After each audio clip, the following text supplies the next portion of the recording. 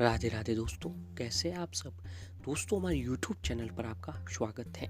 हमारे इस चैनल को सब्सक्राइब कीजिएगा और हमारे वीडियो को लाइक, शेयर और कमेंट जरूर कीजिएगा। दोस्तों, जैसा कि हम सभी लोग जानते हैं कि नवरात्रि जो है वो अभी चल रहे हैं। जी हाँ दोस्तों, अब मात्र कुछ ही दिन में जो है नवरात्रि के दिन भी खत्म होने वाले हैं। दोस्तों, शक्ति उपासना का पर्व शारदीय नवरात्रि जो है इस बार 17 अक्टूबर शनिवार के दिन से आरंभ हो चुके हैं, जो कि दोस्तों 25 अक्टूबर दिन तक चलने वाले हैं। आश्विन माह की प्रतिपदा तिथि से लेकर नवमी तिथि तक देवी के 9 अलग अलग स्वरूपों की पूजा आराधना की जाएगी। 9 दिन के लिए माता दुर्गा जो है पृथ्वी पर आती है और अपने भक्तों की साधना से प्रसन्न होकर उन्हें आशीर्वाद प्रदान करती हैं। दोस्तों, नवरात्रि के पहले दिनों में देवी दुर्गा के ऊर्जा और शक्ति की उपासना का महत्व होता है। फिर नवरात्रि के चौथे, पांचवें और छठे दिन सुख और समृद्धि प्रदान करने वाली देवी लक्ष्मी जी और 7वें दिन कला और ज्ञान की देवी सरस्वती जी की उपासना की जाती है। और अष्टमी और नवमी तिथि पर कन्या पूजन कर माता जी की विदाई की जाती है। दोस्तों, नवरात्रि पर देवी दुर्गा की उपासना करने और शुभ फल प्राप्त करने के लिए शास्त्रों में कई ऐसे उपाय बताए गए हैं, जिन्हें दोस्तों नवरात्रि के इन दिनों में करने से माता रानी की कृपा हम पर बनी रहती है। और दोस्तों, जिस भी व्यक्ति पर जो है माता रानी की कृपा जो है एक बार बन जाती है, तो माता रानी की कृपा से दोस्तों व्यक्ति को नई नई सफलता प्राप्त देखने को मिलती है और व्यक्ति के जो है सारी परेशानियां, दुख, कष्ट जो है माता रानी खत्म कर देते हैं। दोस्तों, नवरात्रि के दौरान माँ दुर्गा के सभी 9 रूपों की पूजा आराधना की जाती है और मान्यता है कि नवरात्रि के दिनों में माँ के दर्शन और पूजन से विशेष फल मिलता है। इस समय लोग जो है मंदिर में जाकर देवी माँ के दर्शन करने से उन्हें जीवन में सफलता मिलती है, सुख समृद्धि की प्राप्ति होती है। और दोस्तों, इस मौके पर नवरात्रि के इस शुभ अवसर पर कई लोग जो है घर में कलश स्थापित करते हैं और व्रत भी रखते हैं। साथ ही घर में माँ के नाम की अखंड ज्योत भी जलाते हैं। और दोस्तों, नवरात्रि के व्रत के दौरान कठोर अनुशासन का पालन भी करना होता है। तो दोस्तों, नवरात्रि के ये 9 दिन जो हैं, इन्हें किस्मत चमकाने वाले दिन भी कहा जाता है, क्योंकि दोस्तों ये जो दिन है 9 दिन नवरात्रि के, इन 9 दिनों को सबसे शुभ पवित्र दिन माने गए हैं, क्योंकि इन 9 दिनों में हम माता रानी के समक्ष पूजा आराधना, व्रत, उपवास, यातना, साधना जो भी उपाय करते हैं, उसका जो दोस्तों हमें परिणाम है, उसका जो हमें फल मिलता है, वो माता रानी की कृपा से बहुत ही जल्द मिल जाता है। और उसका जो दोस्तों शुभ फल प्राप्त होता है वो भी बहुत जल्द देखने को हमें मिलता है।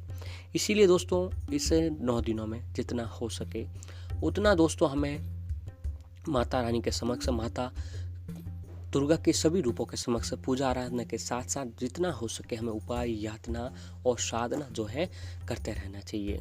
जी हाँ दोस्तों, हम जितना माता रानी की नाम लेंगे, जितने माता रानी के समक्ष उपाय, यातना, साधना करेंगे, जितना हो सके उतनी दोस्तों माता रानी का आशीर्वाद हम पर बना रहेगा।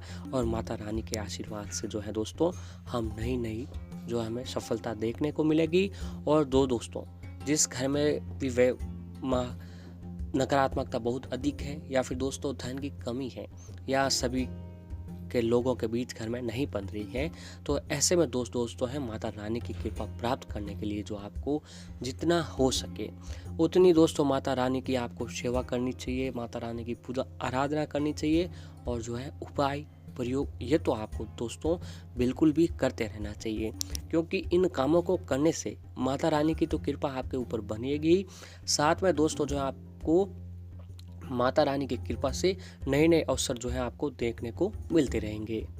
तो ऐसे दोस्तों 24 अक्टूबर के दिन जो है नवरात्रि की अष्टमी भी आ रही है।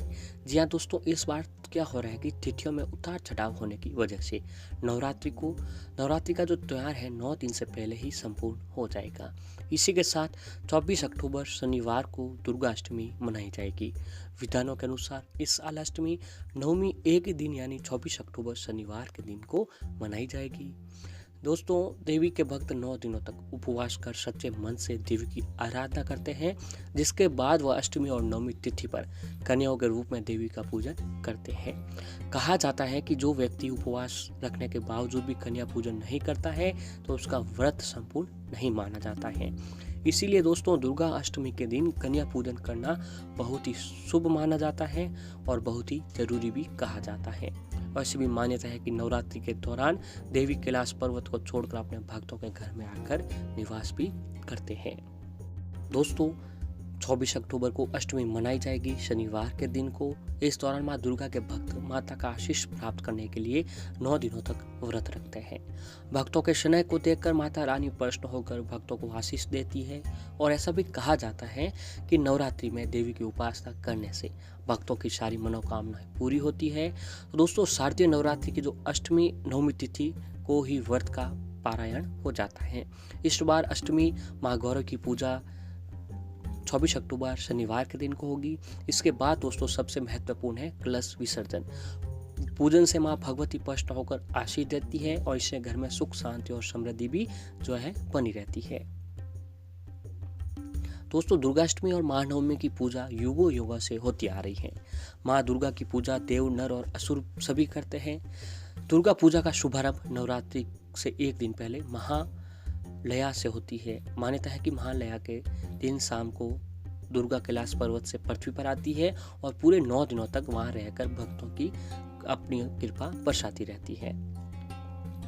तो दोस्तों नवरात्रा का जो 8वां दिन है वह दोस्तों देवी दुर्गा के 8वें स्वरूप महागौरी की पूजा का दिन माना जाता है। माँ के 8वें स्वरूप माँ गौरी की उपासना की जाती है। माँ की 4 भुजाएं हैं। वह अपने एक हाथ में त्रिशूल धारण किए हुए हैं, दूसरे हाथ में अभय मुद्रा में है और तीसरे हाथ में दोस्तों डमरू सुशोभित है और चौथा हाथ में वर मुद्रा में है और माँ का जो वाहन है दोस्तों वृष है। साथ ही माँ का वर्ण श्वेत है।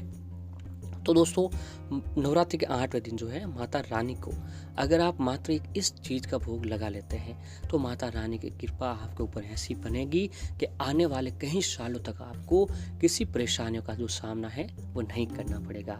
जी हाँ दोस्तों, नवरात्रि के इन 9 दिनों में आपको माँ के सभी अलग अलग रूपों को सच्चे मन से पूजा आराधना के साथ साथ माँ के सभी रूपों को आपको विशेष तरीके से दोस्तों उनके मन पसंद का अगर आप भोग लगा लेते हैं तो माता रानी की कृपा आपके ऊपर बहुत ही अधिक बनी रहती है।